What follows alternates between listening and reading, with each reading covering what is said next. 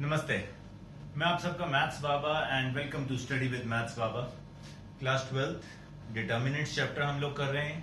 आज उसका last topic है, ठीक है जी। काफी बच्चे बिल्कुल ट्रैक पे चल रहे हैं, होमवर्क का पूछ रहे हैं, डाउट्स जो है व्हाट्सएप के थ्रू ले रहे हैं, which is a very good thing and I am also enjoying it. जो बच्चे थोड़ा पीछे चल रहे हैं, प्लीज थोड़ा सा स्पीड अप करेंगे बच्चे, ठीक है जी, एंड पढ़ना स्टार्ट करेंगे on a regular basis. Get me through WhatsApp और इंस्टाग्राम, ठीक है जी। हम रूटीन बनाएंगे और सब कुछ करेंगे। अब आज का लेक्चर बहुत बहुत बहुत इंपॉर्टेंट है, बिकॉज यहाँ पे एक 6 नंबर का क्वेश्चन बनता है बोर्ड का। यहाँ पे कंपटीशन के बहुत सारे क्वेश्चन बनते हैं, दोनों चीजों से इंपॉर्टेंट है, तो बहुत ध्यान से देखेंगे। इसके बाद मैं इसकी लास्ट में समरी दूंगा तसल्ली से, ताकि आप लोगों को ये चैप्टर, ये जो टॉपिक है आज का, कभी भूले ना जिंदगी। Clear guys? जय माता दी, जय गुरु जी।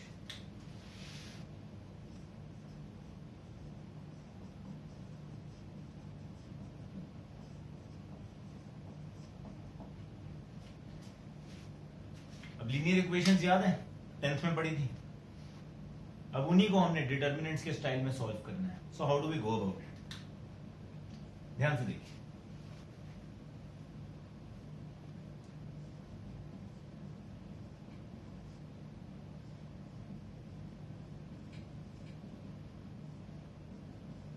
हो सकता है 2 लीनियर इक्वेशन, हो सकता है 3 लीनियर इक्वेशन हो, 3 से ज्यादा तो हम कर ही नहीं रहे डिटर्मिनेंट्स में।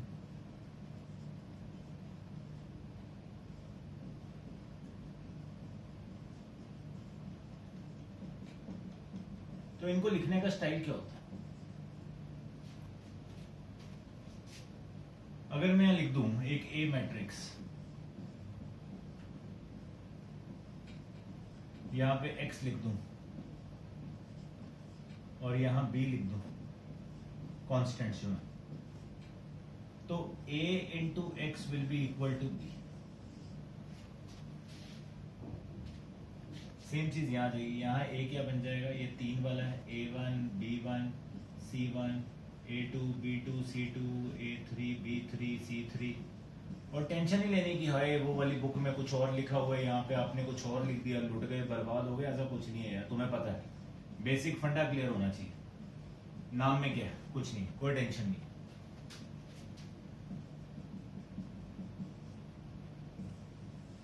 करके देख लो।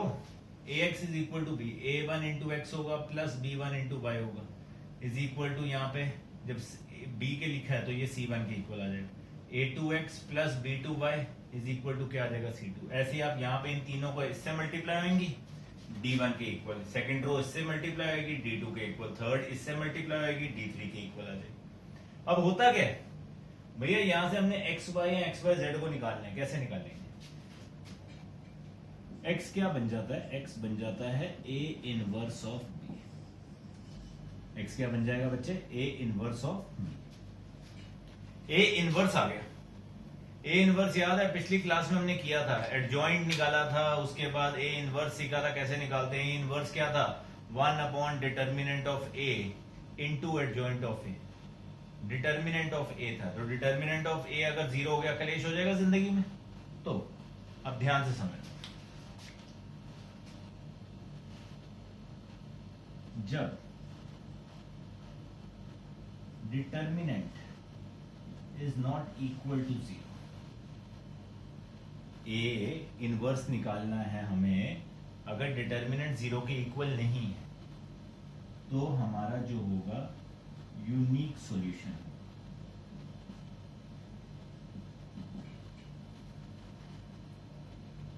तो हम कहते हैं, अगर याद हो 10th, कंसिस्टेंट है, कंसिस्टेंट लाइंस हैं, कंसिस्टेंट सॉल्यूशन, यूनिक सॉल्यूशन है। मतलब किसी का भी सॉल्यूशन होता है तो उसको हम कहते हैं कंसिस्टेंट है, ठीक है। यूनिक सॉल्यूशन होगा मतलब एक लौता सॉल्यूशन। अब उसको निकालने का सबसे पहला तरीका क्या है, ये ध्यान से देखा। मैंने यहां लिखा 2x plus 3y is equal to 8, 3x minus y is equal to मैंने कहा भैया मैट्रिसेस डिटर्मिनेंट्स का कंसेप्ट लगा के इसको सॉल्व करके देखा। तो जब बोर्ड में आता है तो हम कैसे सॉल्व करते हैं?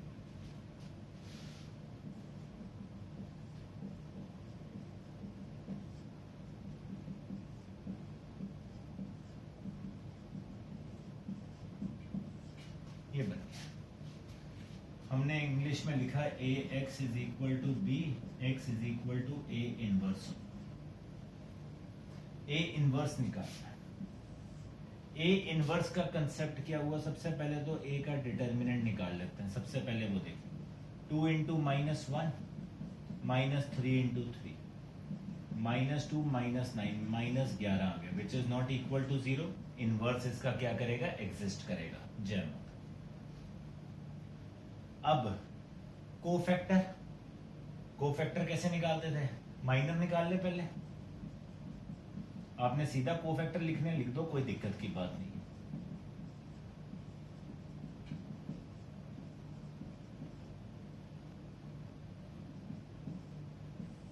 कोफैक्टर आ जाएंगे, इसका साइन चेंज, इसका भी साइन चेंज, इसका वही रहेगा। एडजॉइंट क्या होता था? कोफैक्टर्स का ट्रांसपोज।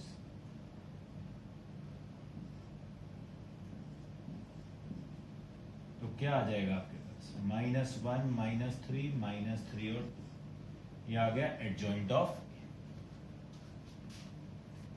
ए। इनवर्स क्या आ गया? 1/a, determinant of A into adjoint of A होता है।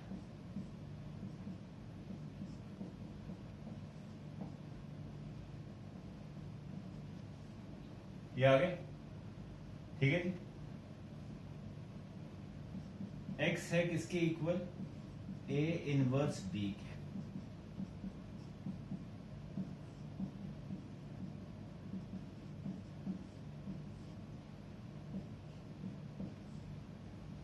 इसको हम बाद में मल्टीप्लाई कर लेते हैं,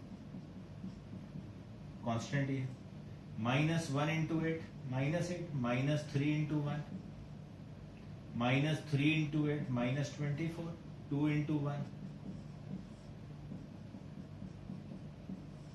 -11 -22। अब ये अंदर जाएगा, -1/11 और -11, तो क्या बन जाएगा? 1 -1/11 इंटू -22 2। x क्या था?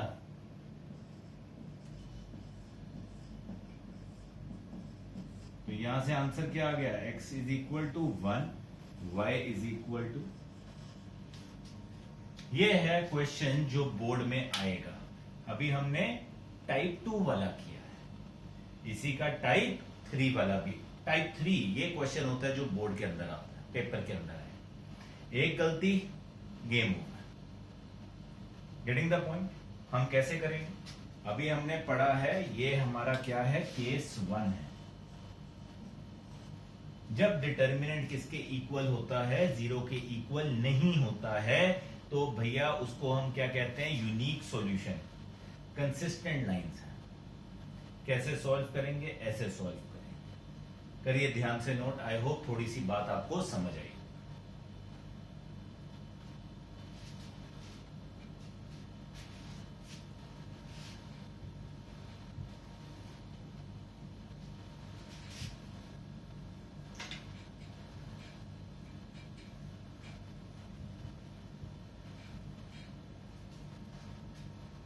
अभी 3 वाला एग्जांपल लेते हैं, क्योंकि पेपर में वही आएगा बोर्ड के अंदर।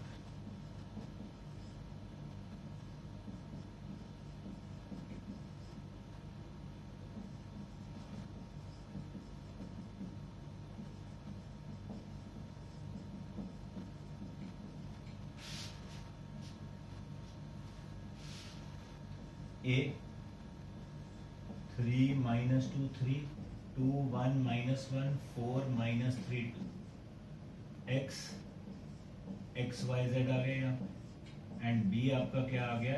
8 1 4। फिर वही आपने लिखा यहाँ पे, a x is equal to b, x is equal to a inverse b। अब a इनवर्स के लिए काम करना है। अब ये 3 है तो मेहनत बहुत लगेगी। डिटर्मिनेंट ऑफ ए निकालते हैं सबसे पहले।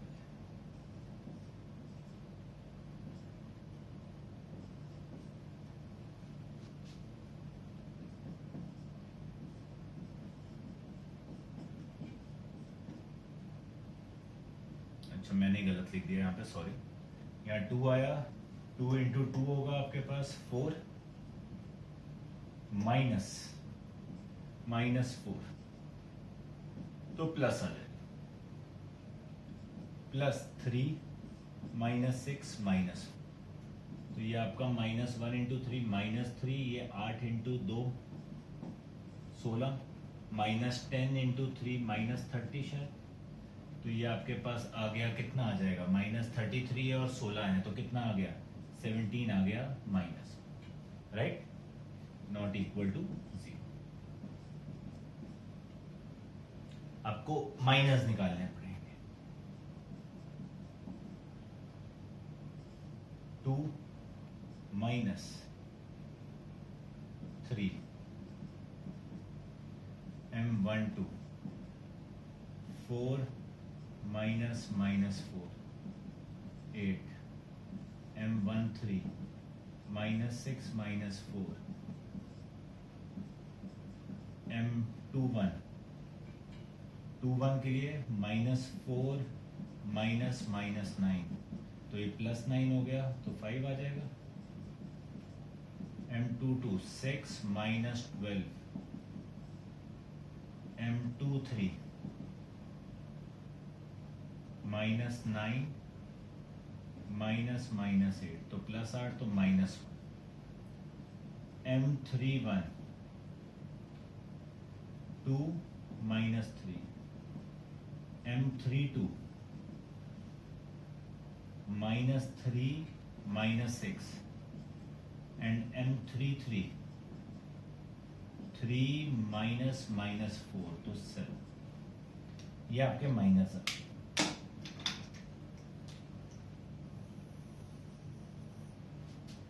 Cofactors, sign change,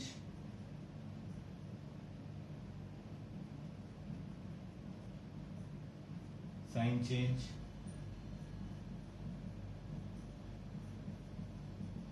two 3 sign change,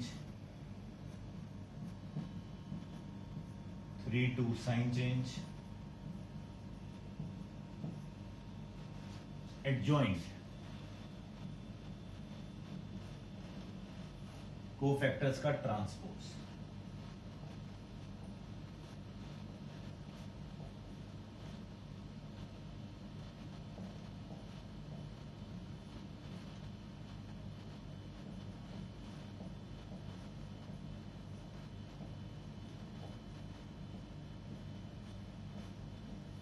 ये आपका एडजॉइंट ऑफ ए। तो भैया ए इनवर्स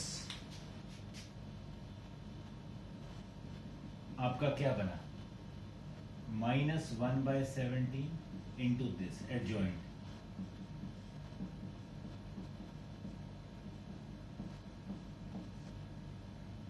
एक्स था ए इनवर्स,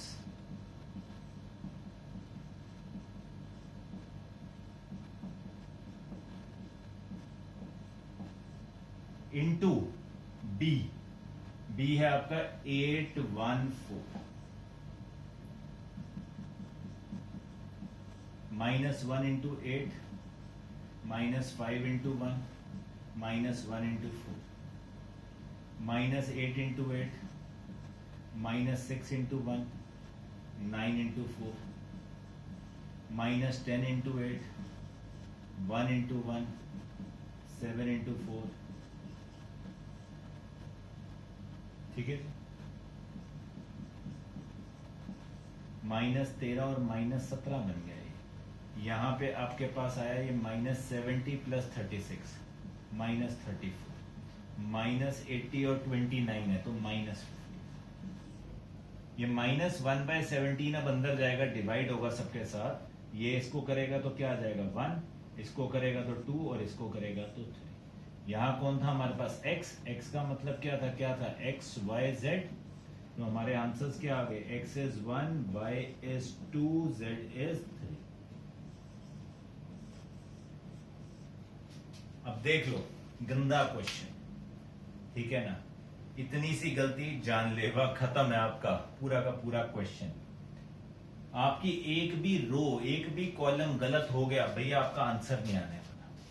और टीचर के पास टाइम नहीं है, +2 है, आपको पता है भाई, किसी के पास टाइम नहीं है कि वो बैठ के आपके माइनर्स में या कोफैक्टर में या डिटर्मिनेंट में गलती निकालेगा। सॉरी, उसने चेक करना आखिरी में आंसर क्या लिख के आएगा, ये सही आ रहा है कि नहीं आ रहा, नहीं आ रहा काड़ा मार देगा। इसीलिए ये बहुत इंपॉर्टेंट है।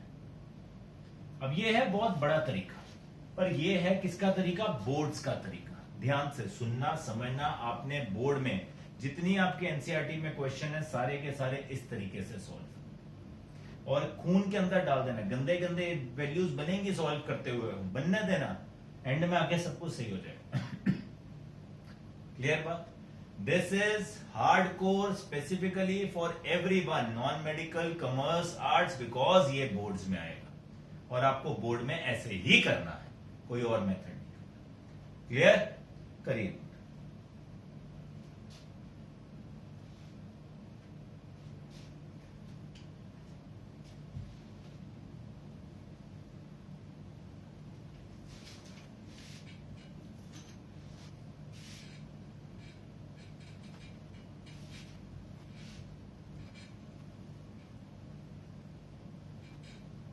ना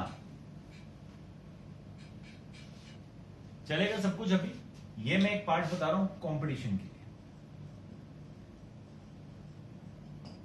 अब ऑब्वियसली इतना बड़ा क्वेश्चन नहीं करेंगे, बैंड बच जाएगा अगर हमें कंपटीशन में क्वेश्चन पूछना है, तो उसके लिए शॉर्टकट के उसके लिए आता है हमारे पास क्रैमर्स रूल।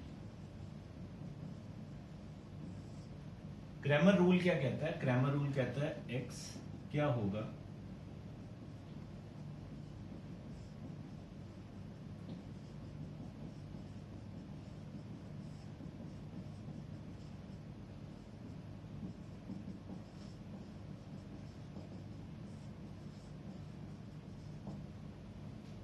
क्रैमर्स रूल कहता है x होगा determinant of a1 bye determinant of a, y determinant a2 bye determinant a, z determinant a3 bye determinant a। अब बच्चा कहता है ये a1 a2 a3 कहां से आ गया। भाई एक सिंपल सी बात, सुनना बात बहुत ध्यान से। ये आपका a था, आपने इसका भी अभी डिटर्मिनेंट निकाला था, -17 आया था अगर आपको याद हो। a1 लिखना है। a1 कैसे बनता है, 1 लिखा है, क्या लिखा है 1 का मतलब क्या है, आपने अब क्या करना है, यहां पे आपने भैया अपनी पूरी पहली उसको गायब कर देना है, उसकी जगह फर्स्ट ये कांस्टेंट आ जाए, मतलब 814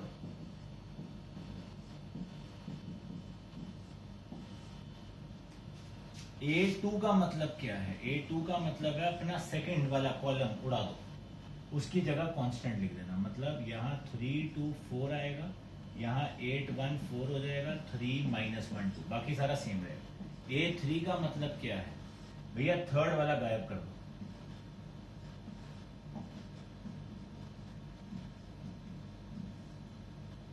अब ये तो डिटर्मिनेंट आपने निकाला था, मैंने सीधे लिख दिया यहाँ पे, अभी किया था। अब इसका डिटर्मिनेंट क्या होगा, निकाल लेते हैं 8, ये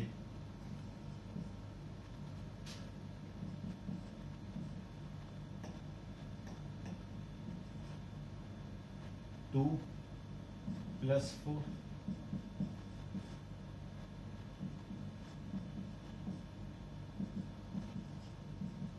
6 2 12 -12 सॉरी -7 इंटू 3 कितना हुआ,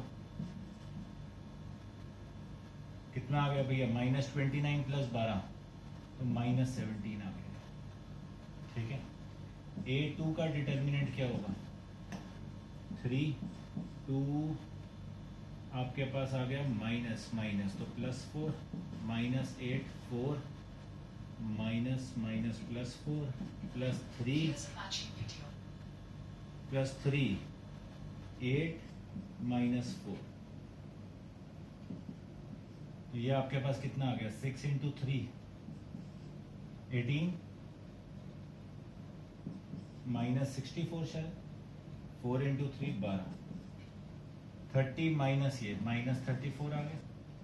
A3 कितना आ गया डिटर्मिनेंट, इसका निकाल लेंगे 3 4 minus plus 3 plus 2 8 minus 4 plus 8 minus 6 minus 4, तो कितना आ जाएगा 7 3 21 4 2 8 माइनस 10 माइनस 80, तो ये आ गया माइनस 51।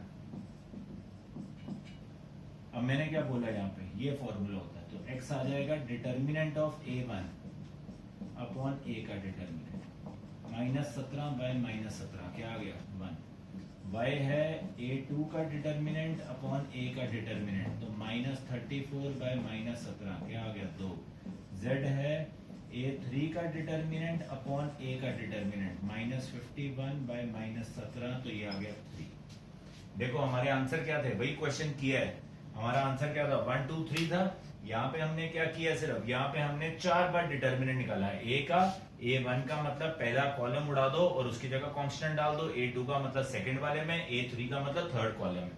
बट ये कब करके आना है, सिर्फ कंपटीशन में जब फटाफट से आंसर निकालना है। और 4 डिटर्मिनेंट निकालने में टाइम नहीं लगेगा, ऐसे निकालोगे आप पेपर के अंदर। बोर्ड में अगर ये करना पड़ जाए और वो सारे माइनर कोफैक्टर एडजॉइंट सब कुछ मल्टीप्लाई करना पड़ जाए तो बचा बच जाता है। So this is a short form, but not for boards. Boards में grammars is not allowed. Clear बात? Sure? करिए ध्यान से।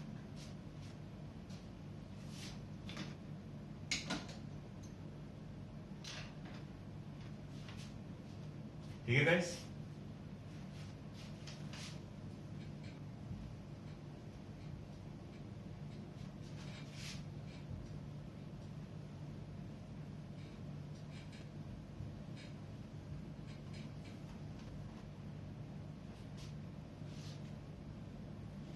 अब अभी हमने केस किया था जब डिटर्मिनेंट क्या था, a हमारा 0 नहीं था। अब अगर डिटर्मिनेंट a हमारा 0 हो जाए,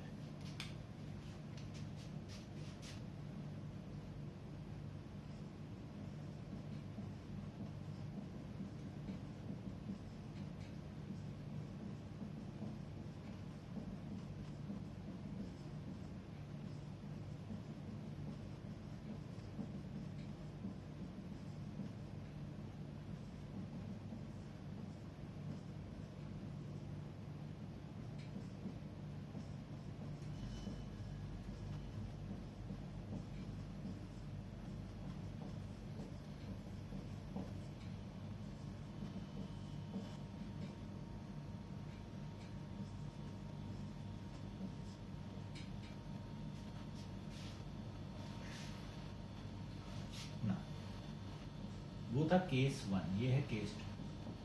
अगर determinant a is 0, determinant a क्या है 0, find adjoint of a into b। आपने क्या फाइंड करना है, adjoint of a into b।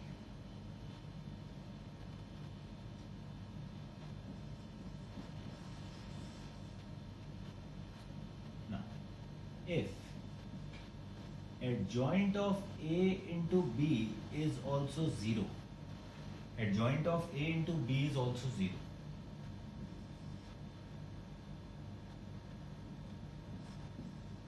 यहां से case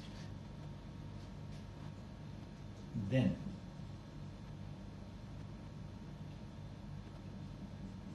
maybe infinite solutions or no solution.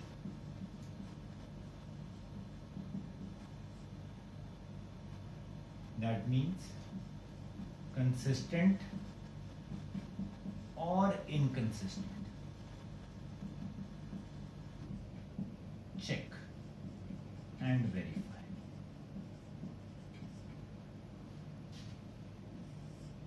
Case 3, अगर adjoint of a into B is not equal to 0, तो भैया ये नो सॉल्यूशन। फिर तो पक्का पक्का ही नो सॉल्यूशन, मतलब इनकंसिस्टेंट लाइंस।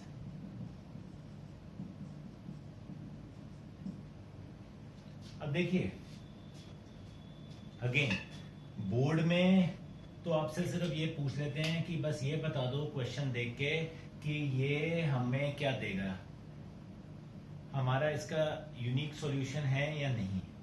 वहां पे तो यहीं तक बात खत्म हो जाती है। कंपटीशन के अंदर फिर भी ये क्वेश्चन आ सकता है, तो कैसे हम करते हैं तो जरा चेक करेंगे। हमने ये देखना है डिटर्मिनेंट ए जीरो आ गया, अगर adjoint of A into B zero है तो मे बी इनफाइनाइट और नो सॉल्यूशन हमें चेक करना होता है, वो मैं सिखाऊंगा कैसे करते हैं। अगर adjoint of A into B is not equal to zero फिर तो नो सॉल्यूशन है, स्यापा ही खत्म हो गया, इनकंसिस्टेंट लाइंस। क्वेश्चन लेते हैं।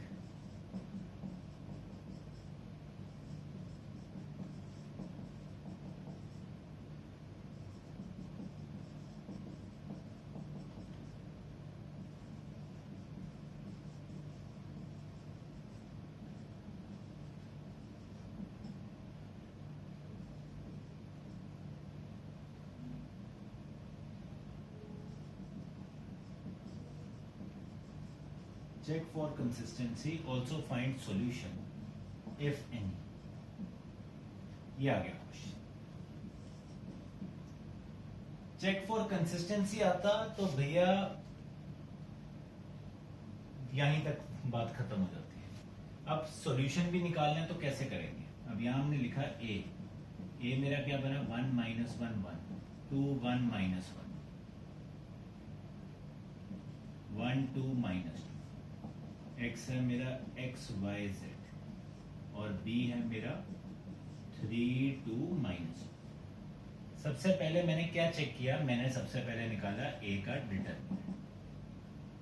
a का डिटर्मिनेंट कितना आया 1 minus 2 plus 2 plus 1 minus 4 plus 1 plus 1 4 minus, तो ये बन गया minus 2 plus 2 0 0, minus 3 into 1 minus 3 into 1 plus 3, तो डिटर्मिनेंट आ गया 0।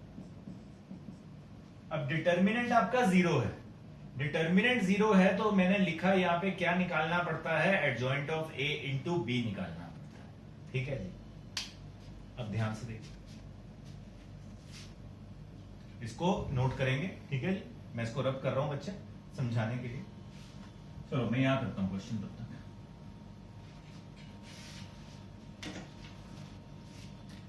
एडजॉइंट निकालना है ए का, तो पहले माइनर लिख लें,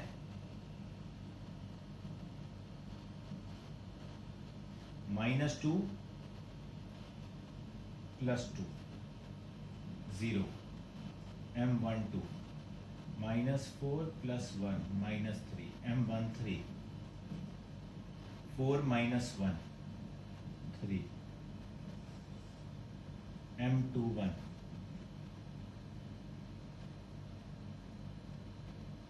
2 minus 2 0 m22 minus 2 minus 1 minus 3 m23 2 minus plus 1 3 m31 1 minus 1 0 m32 minus 1 minus 2 m33 1 plus 2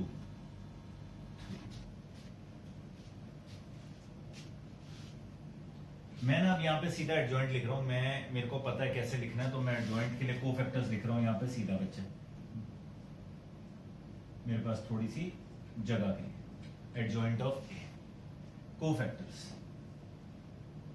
0 sign change 0 -3 फिर साइन चेंज, फिर यहाँ पे 0 साइन चेंज और ये इसका ट्रांसपोज। मैंने यहाँ सीधा कोफैक्टर्स लिख दिया, उसका ट्रांसपोज, तो ये क्या आ जाएगा आपके पास, ये आ गया 0 3 3 0 -3 -3 एंड 0 3 3।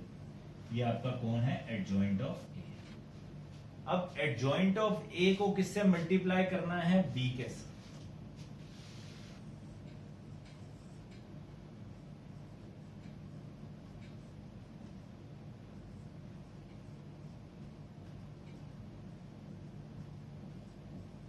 बी है अपना 3 2 -1, तो पहली रो तो 0 0 0 बन गया। अगली बार 9 - 6 - 3, अगली बार 9 - 6 - 3, यही बन रहा है शायद। हाँ, तो क्या आ गया आपके पास, 0 0 0। Adjoint of A into B आपके पास क्या आ गया। अब adjoint of A into B 0 के इक्वल आ गया, तो then it may be infinite solution और it may be what, no solution. अब कैसे चेक करते हैं, यहां नीचे लिखा मैंने check and verify, how do we go about. इतनी बात समझे, ध्यान से देख।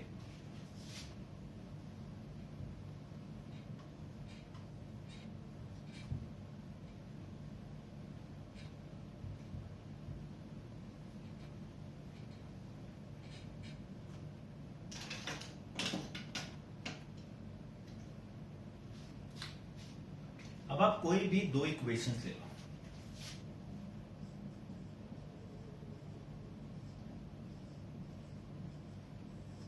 मैं पहली दो इक्वेशन ले लेता हूं। x - y + z is 3, 2x + y - z is 2। ठीक है, यहां देखो -y + y z और -z कैंसल आउट कर दिया, ऐड किया तो 3x किसके इक्वल आ गया, 5x किसके इक्वल आ गया, 5/, ठीक है। इसको आपने वापस पुट किया तो 5/3 - y + z is 3, तो z किसके इक्वल आ गया, 3 - 5/3 + y,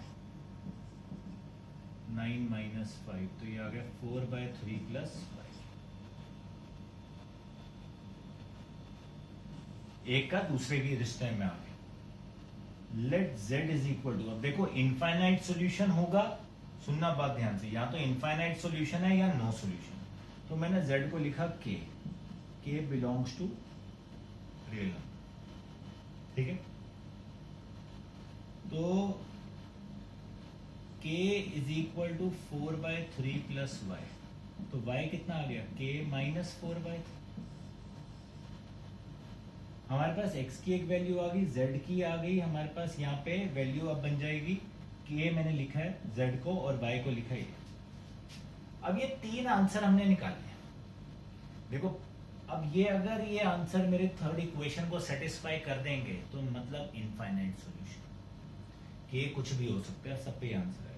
अगर ये सेटिस्फाई नहीं कर पाए तो इसका मतलब है भैया it has no solution. So put in third, क्या बन गया, x 5/3 + 2 y k - 4/3 - 2z, ठीक है। 5/3 + 2k - 8/3 - 2,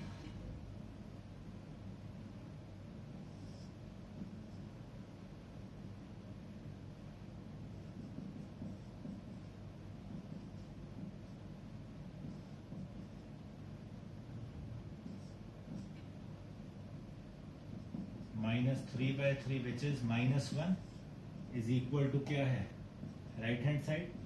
थर्ड इक्वेशन को क्या कर दिया इसने, वेरीफाई। इसका मतलब क्या है, इनफाइनाइट सॉल्यूशन। क्या है इसके, इनफाइनाइट सॉल्यूशन। अब ऐसी चीज आपसे पूछी जाती है किसमें, कंपटीशन में। बोर्ड में नहीं आएगा, आंखें बंद करके बिना टेंशन के आप एंजॉय करो, ठीक है जी। उसमें नहीं पूछने वाले, ये आएगा आपको कहां पे क्वेश्चन, कंपटीशन के अंदर कि भैया सॉल्व। तो हम कैसे सॉल्व करते हैं, ऐसे। अगर ये नहीं करता तो वहां नो सॉल्यूशन। क्लियर बात। अब पेपर में जब क्वेश्चन आएगा वो क्वेश्चन ये होगा, कंपटीशन में ये 3 इक्वेशन दी होंगी और वहां लिखा होगा solution for this is no solution, unique solution, infinite solution और, ठीक है जी। अब उसमें आपको चेक करना है, सॉल्व करना पड़ेगा और उसके बाद आंसर निकालना पड़ेगा। ध्यान से देखिए, नोट कीजिए। जय माता।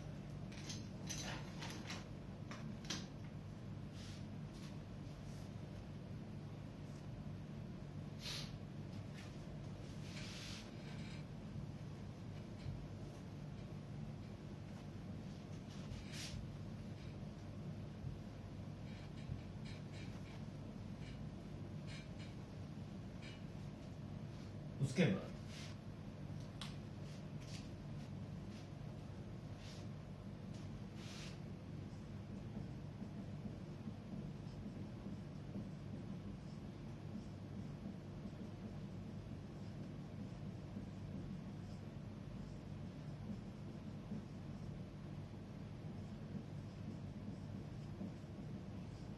अगर हमारे ये सारे कांस्टेंट्स जीरो हों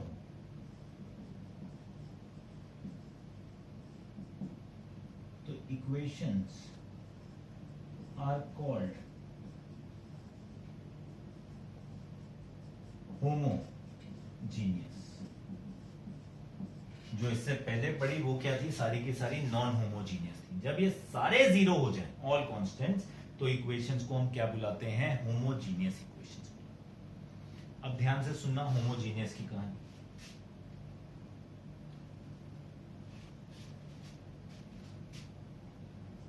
These are always consistent. ये हमेशा कंसिस्टेंट होंगे। क्यों?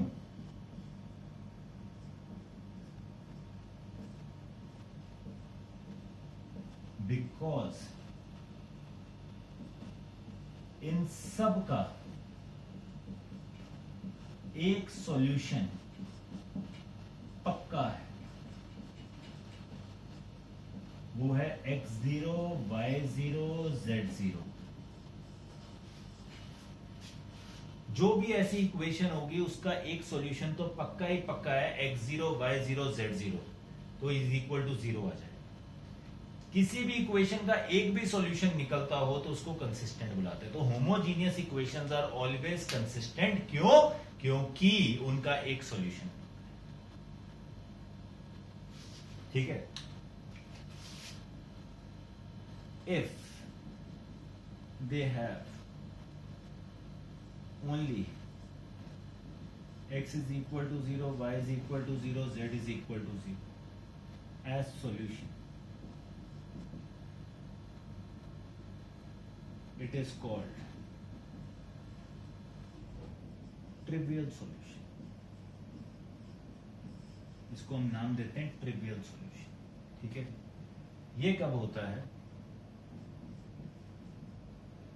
when determinant is not equal to 0।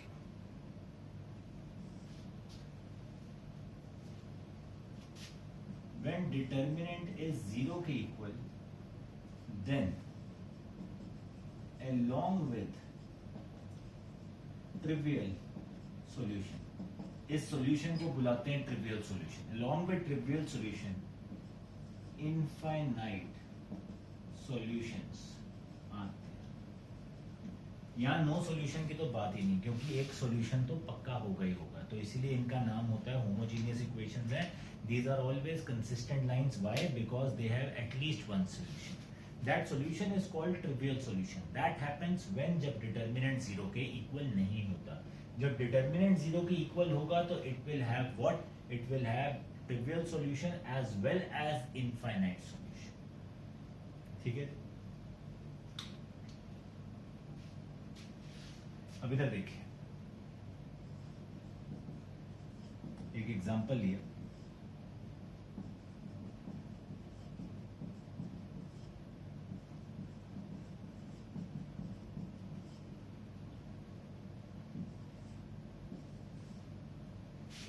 Check.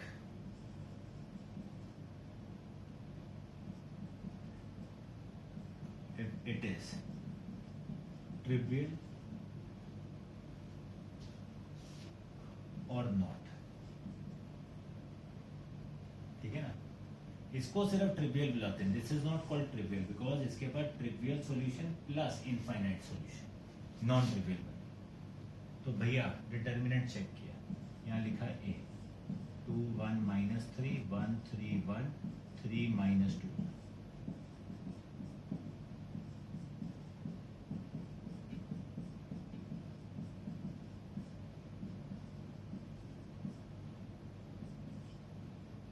-2 into -1 -11 -11 into -3 plus 33, शायद 45 आ गया, not equal to 0। So it is what, trivial, ये ट्रिवियल है।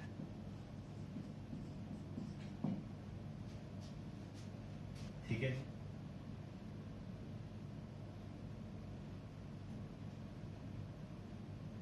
अब यही एक और एग्जांपल ले लेते हैं।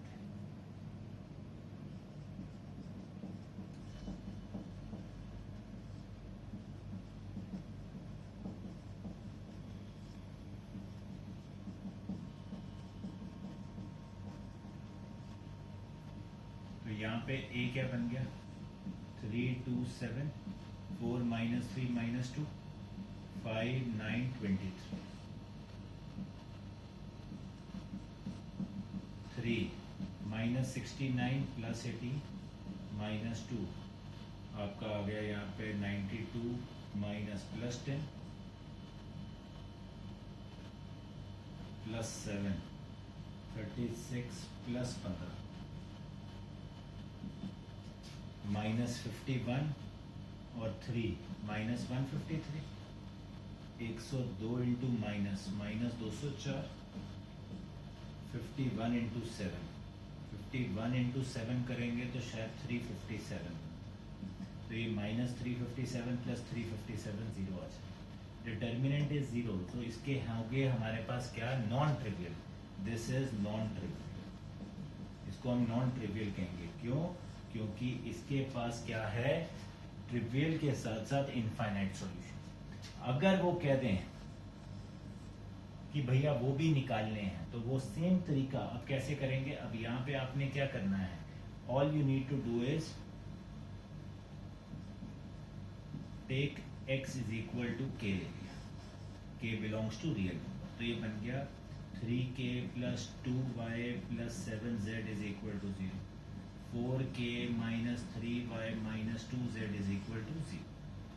सॉल्व किया, अब आपने ये तो k लिख दिया है, z x को k ले लिया, अब इसको मैंने 3 से मल्टीप्लाई किया, इसको 2 से, तो ये बन गया 9k plus 6y plus 21z, 8k minus 6y minus 4z is 0, cancel out, 17k plus 17z, तो z आ जाएगा आपके पास क्या, माइनस k आ जाएगा, z माइनस k आया, इसको आप ऊपर पुट करेंगे तो वो बन जाएगा 3k plus 2y minus 7k is 0, तो 2y ये minus 4k is equal to 4k, y कितना आ जाएगा आपके पास 2k। तो आपका सॉल्यूशन क्या होगा, आपका सॉल्यूशन होगा x is equal to 0, y is equal to 0, z is equal to 0 and x is equal to k, y is equal to 2k, z is equal to minus k, where k is any real number, because इसके infinite solution होंगे तो आप k की value जैसे जैसे change करते जाओगे वैसे वैसे आपके पास क्या आता जाएगा, आंसर आता जाएगा। क्लियर इतनी बात, इसको कीजिए ध्यान से नोट। सबसे पहले हमने पढ़ा, ये 6 नंबर का क्वेश्चन नहीं है, ये आपसे सिर्फ बोर्ड के अंदर पूछना है, तो उन्होंने अगर बोर्ड में इसमें से भी नहीं कुछ आएगा, ये सारा का सारा कंपटीशन का पार्ट है, बेफिक्र है। बोर्ड में आपको जो सबसे पहले आज सिखाया, इन वर्ड्स कैसे निकालना है और कैसे सॉल्व करना है, that is the question that is going to come in board. उसके बाद का ये सारा topic is hardcore competition, IIT mains के लिए, एडवांस दोनों के लिए। इसको ध्यान से करिए। With this our chapter is finished. इसके बाद एक बेस लेवल हमारा क्लियर हो गया है। इसके बाद जब हमने प्रॉपर बहुत हाई फाई वाला कंपटीशन पढ़ना होगा, उसके लिए अभी टाइम है। वेरी सून नेक्स्ट क्लास में जाएंगे, ठीक है जी। नेक्स्ट चैप्टर करेंगे, आई मीन टू से। I hope this all is understood by you people. आपकी एनसीईआरटी सारी की सारी जो होमवर्क जो मिसलेनियस रहेगी और जो आपकी इससे पहले वाली 6th एक्सरसाइज है, please go through it. Any doubts feel free to contact. जय माता दी, जय गुरु जी, थैंक यू।